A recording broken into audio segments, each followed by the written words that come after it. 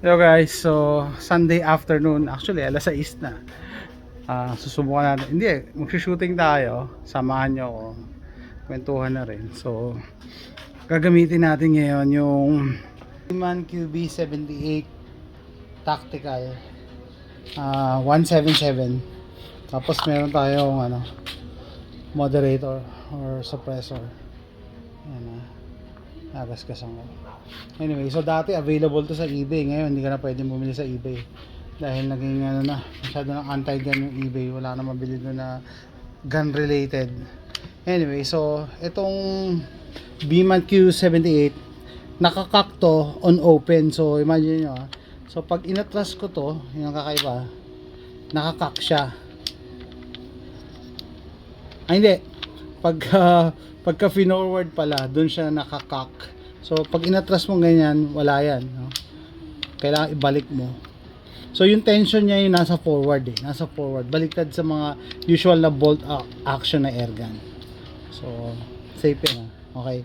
So yan, tapos bakit tayo mag-shooting?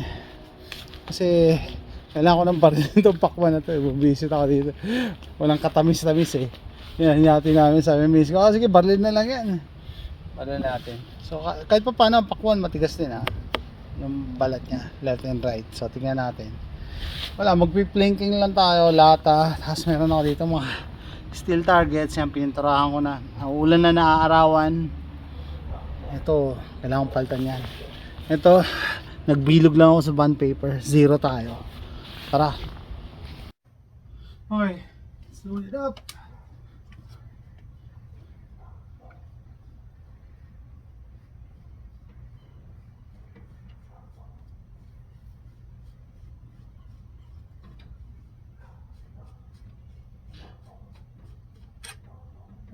Oh, we need two. Yeah, but I think we can get away with one. We need two canisters. Yep, two. Okay, I got two 12-gram CO2s. Where you load this?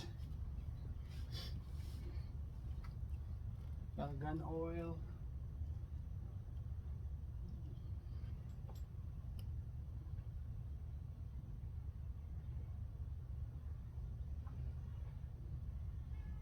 Okay. Drop one. Facing down. And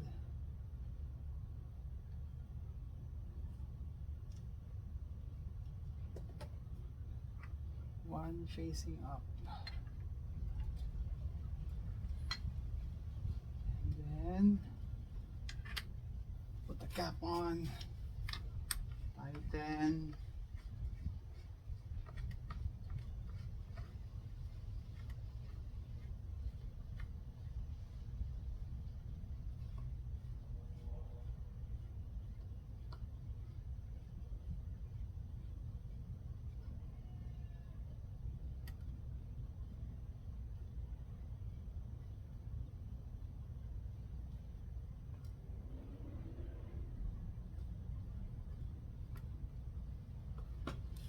Use it.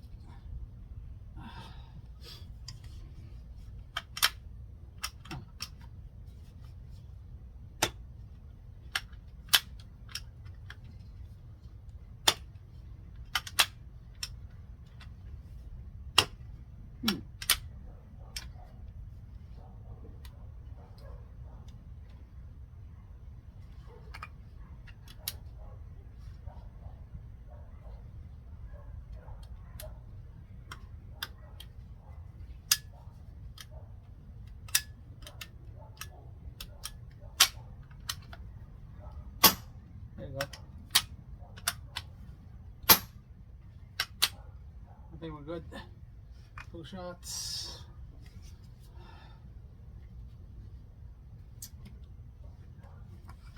We use this. By the way, airgun pellets are getting expensive thanks to the people running the government. Don't forget eye protection.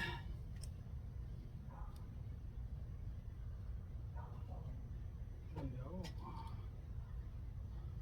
Let's put one. Okay. Here we go.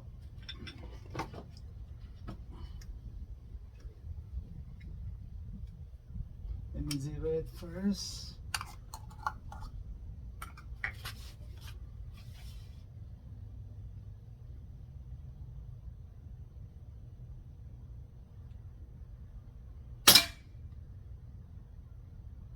I'm just a little low and to the right.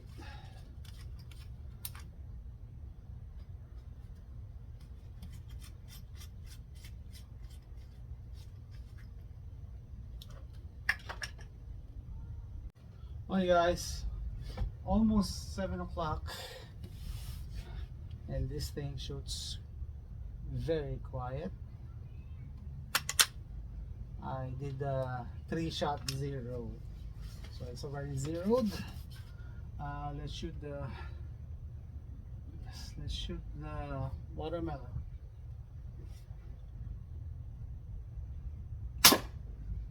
You hear that? One,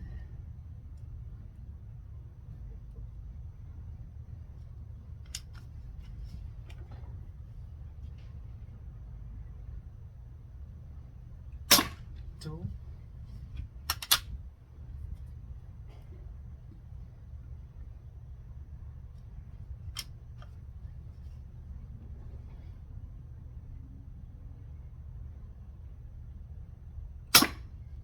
three. Very quiet.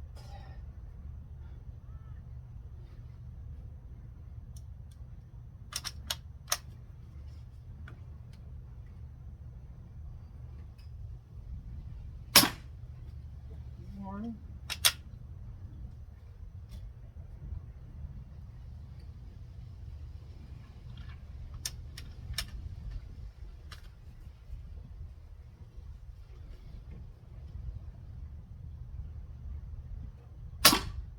5.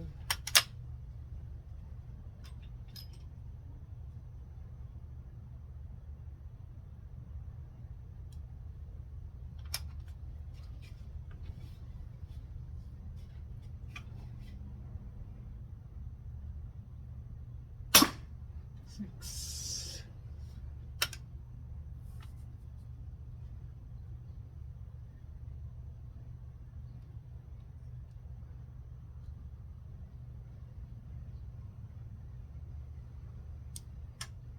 Come on.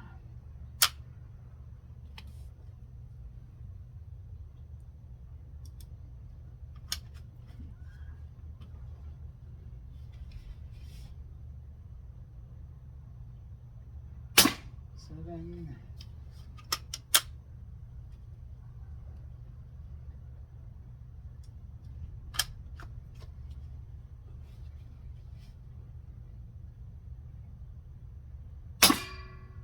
8. At the 8th shot, I think it went through.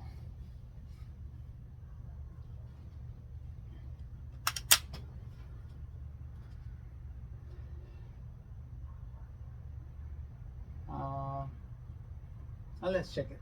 Let's check it. Let's check it. Let's check it. At the 8th shot, I was shooting this spot. Okay guys, so ito na yung binabaril kong spot. Very accurate na na baril. Yan lang. No? Dalawa na pala yung tumagos, pero isa yung mas malakas kaya narinig natin. Bakal yung tatamaan. Magre-ring. Okay, this me zeroing it.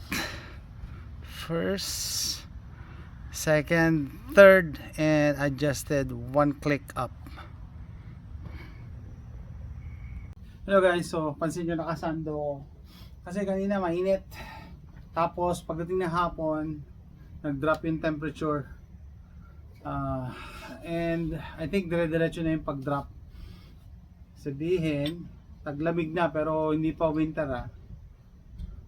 Sa Tuesday daw magpo 40s no? Lamig nun. Kasi fall pa lang. So, samahan niyo lang ako habang sabi ko, ano yung puputok ko? CO2 kasi pag lumamig na, hindi ko na ito mapuputok. Talaga yung malamig na. Pag nandito na yung cold front. So wala, magta-target shooting lang tayo dun sa ano. And may pagkwentuhan. So tirahin ko yung ano, bottom, middle target. May hangin.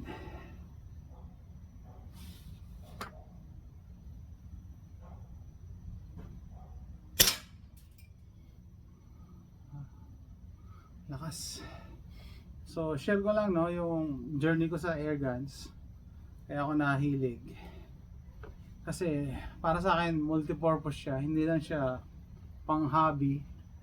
Ano din siya as a um, tool for prepping. Pagka pagka dumating na yung SHTF, hindi pagka food gathering, hindi mo naman kailangan ng actual na firearm. Mas makakatipid ka pagka airgun gagamitin mo. So dito may hangin.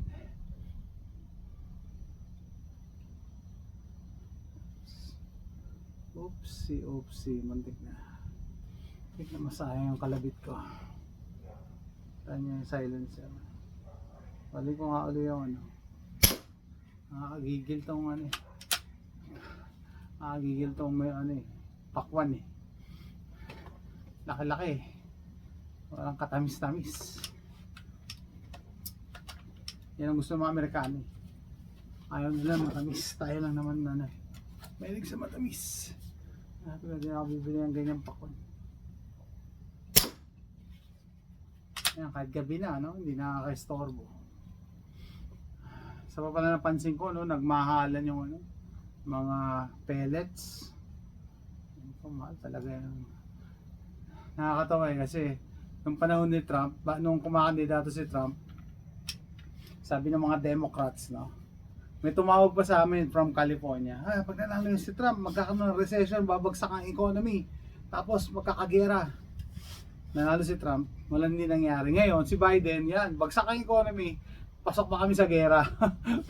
yung iniiwasan nila, nangyari ngayon, yun, tumagos na naman. So, pag nag-ring yung bakal, it means tumagos. Tumagos dun sa watermelon.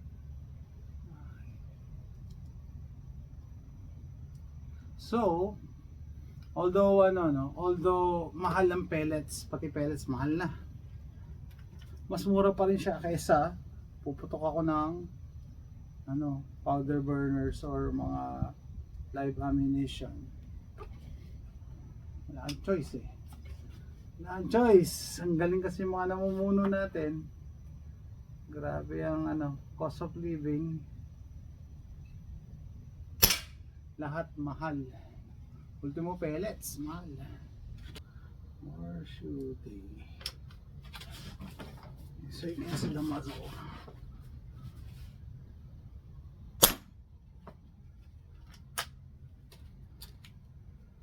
More shooting. More shooting.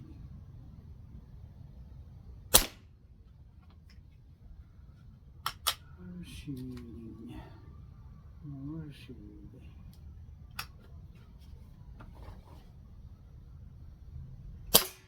Up, went through.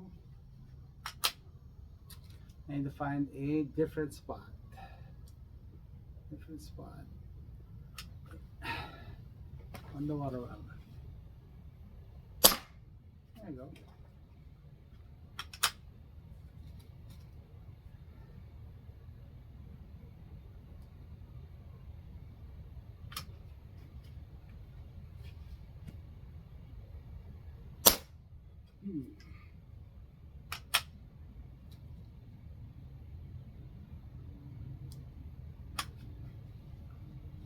I'm just using my we went through. I'm just using the double CO2 cartridges, and then we're done.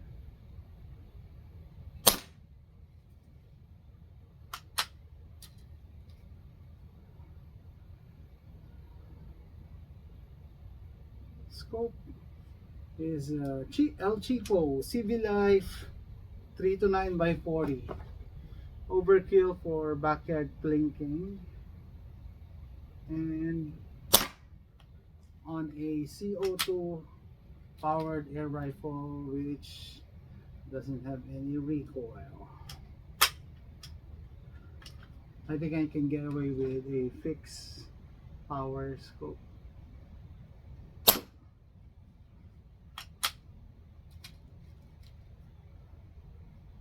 Or a 1 by 30 red dot. Just for backyard plinking. Just for backyard plinking.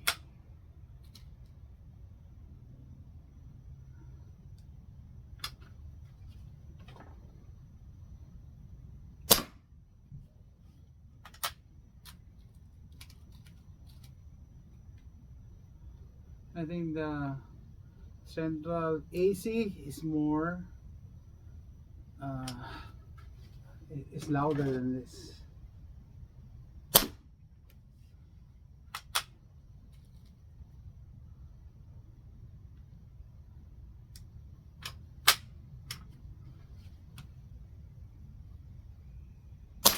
Oh, went through. Went through. Went through that time.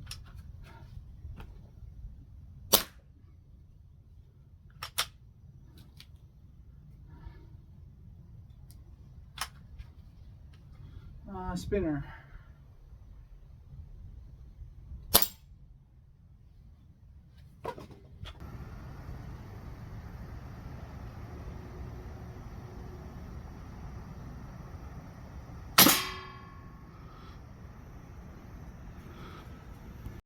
Okay guys, nandito na ako sa loob ng bahay, no? Sabi ko nga, years na nung huli ko itong pinutok. I don't know, 3 or 4 years. Baka nga mas matagal pa. Kaya nanibago ako doon sa ano, yung cock on closing to eh. Yung tinatawag. By the way, pati yung ano niya, no, yung safety niya, iba. Dito kakaiba. Oh. So, nakakock mo siya pag pino-forward.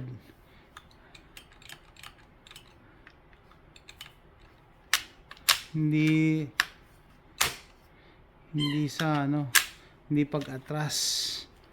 Tapos ano no, being a 177, sabi ko mas flat ang trajectory pag 177.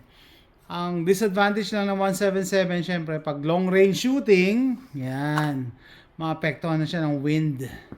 Kaya hindi advisable. So pag long range shooting, ginagamit ko na yung ano ko 25 caliber, no? So overall sa tatlong calibers na meron ako, 177, 22 tsaka 25. So yung 22 syempre yung all around, medium range, short range, long range, no? Pero pag talagang long range na ano, meron akong PCP na 25, yung Umarex Gauntlet. Tapos, ano pa ba? Mahal din kasi yung bala ng 25 eh. Kaya hindi advisable iputok madalas. So, eto, for backyard plinking na demo ko naman sa inyo kung gaano katahimik, di ba? Yung silencer nito or moderator niya, ano lang, 3D printed. Samantalang sa Pilipinas, yung ginagamit, bakal talaga or stainless. Ito, 3D printed lang. Yan. What else? Dual power LED siya na 12 gram CO2 cartridges. Kaya mas marami siyang shots compared do sa single cartridge. Tapos, syempre, mas malakas siya ng konti sa single cartridge. And yung body nito, matibay, parang solid na polymer. Hindi mo murahing plastic. Kaya, tatagal to. Tatagal. As long as, ang tawag dito, aalagaan lang. May napanood akong isang YouTuber, sabi niya, the best way to take care of your airgun is to use it. Kasi nasisira talaga siya pag hindi ginagamit. Lalong-lalo na yung seals, yung mga internals niya. So, ayan, nagulat nga ako eh. Kahit matagal ko hindi nagamit to, ayos pa rin. No? Ayos pa rin. Yan. meron akong version nito na 22 caliber, pero walang silencer, walang suppressor 'yun. Kaya mas gusto ko to. Tsaka pag backyard plinking lang, malapit lang naman yung distance. 177, yan, the best. Kasi nga sabi ko mas flat siya, flat shooting. Okay. So, ano pa? Yan, starting tomorrow, start na siguro maglamig dito. Ito na siguro yung huling gamit ko ng CO2. Susunod na mga gagamitin ko na mga brake barrels or PCP na. So, abangan nyo. Unless meron ako iti-test na bagong CO2. Pero ito siya, QB78S. Yung tactical stock. Kasi may isang version nito wood stock. Anyway, so sana nag-enjoy kayo. Hindi lahat na mahilig sa airgun, pero pag na-try nyo, it's better than nothing. Nothing, bakit? Kasi alam ko gun ban sa Pilipinas. Tapos dito, although pwede ako mag-shoot, namamahalan pa rin ako sa bala. Mataas pa rin ang bala, tapos minsan mahirap maghanap. So the best way, mas matipid pa rin mag backyard plinking. No, masasatisfy mo yung cutting ng trigger finger mo na kahit nasa bahay ka lang, kahit nasa backyard ka lang. Nakakarelax siya. Kaya sabi ko, next time kahit mag-shoot lang ako tapos may pagkwentuhan ako sa inyo. Anyway, that's it guys. Kung nag-enjoy kayo sa video na to, please click like and subscribe, and thanks for watching. Bye!